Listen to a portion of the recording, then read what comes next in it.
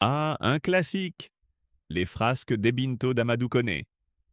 Un roman qui a marqué des générations d'étudiants ici, en Côte d'Ivoire et bien au-delà. Une œuvre d'une puissance redoutable sous son apparente simplicité. Excellent choix. C'est une histoire qui mérite d'être racontée, disséquée, comprise. Elle est un avertissement, un miroir, une tragédie intemporelle.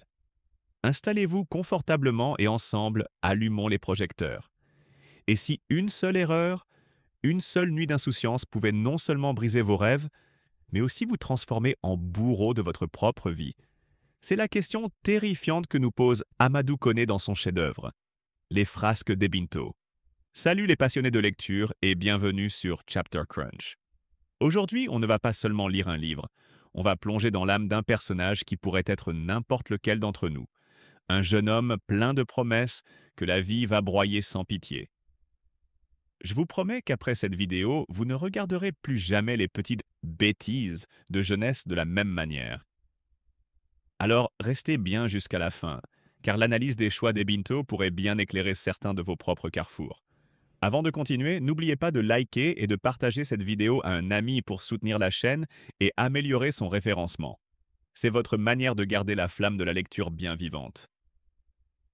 Imaginez un jeune homme, Ebanto. Il n'est pas n'importe qui. Dans son village, c'est une étoile. L'élève le plus brillant, celui sur qui tous les espoirs reposent. Son avenir est une ligne droite et lumineuse.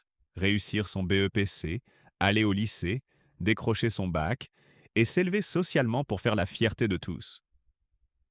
Pour Ebinto, l'école n'est pas juste un lieu d'apprentissage. C'est son ticket de sortie, sa promesse d'un monde meilleur, loin de la vie traditionnelle du village.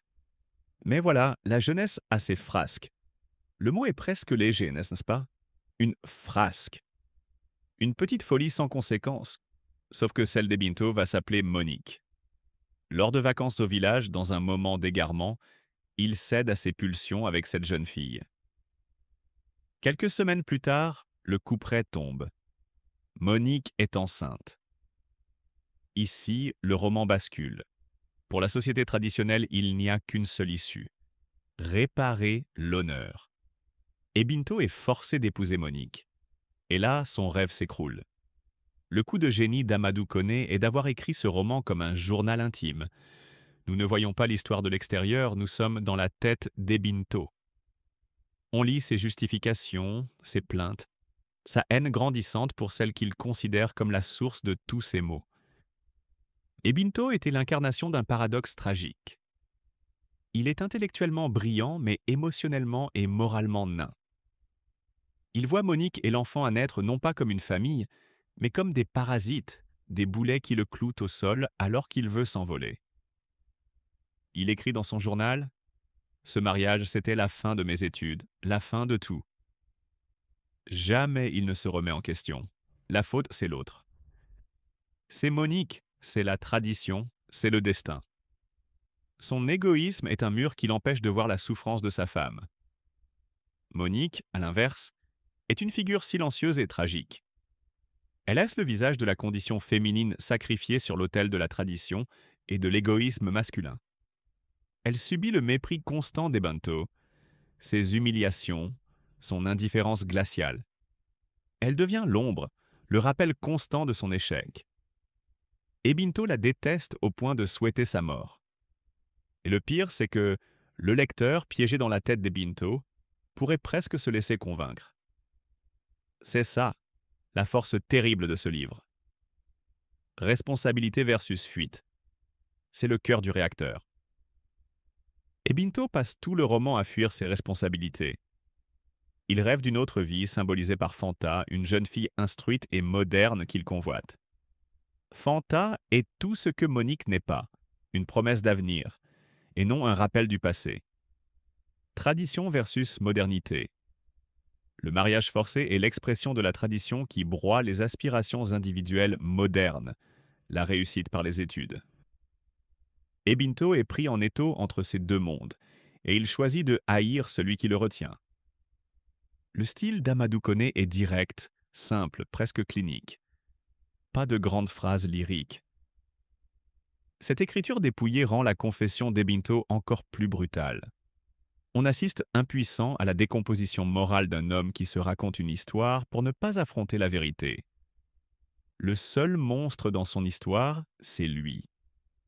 La descente aux enfers culmine dans une tragédie finale que je ne dévoilerai pas complètement, mais qui est l'aboutissement logique et insoutenable de la haine d'Ebinto.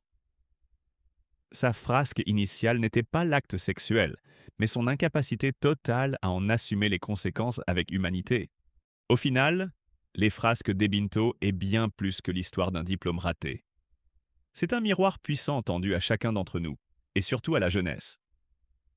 Ce livre nous hurle que nos actes ont un poids, une gravité, qui nous dépasse parfois. Il nous demande, la vraie intelligence, est-ce celle qui remplit les carnets de notes ou celle qui remplit le cœur de compassion et de responsabilité? Amadou Koné ne juge pas Ebinto. Il nous le donne à voir dans toute sa complexité. Et il nous laisse avec cette question suspendue. Et moi, face à une telle épreuve, qui serais-je? Un Ebinto ou quelqu'un de meilleur? La littérature ne donne pas de réponse facile, elle pose les bonnes questions. Et celle-ci est fondamentale. L'histoire d'Ebinto vous a touché?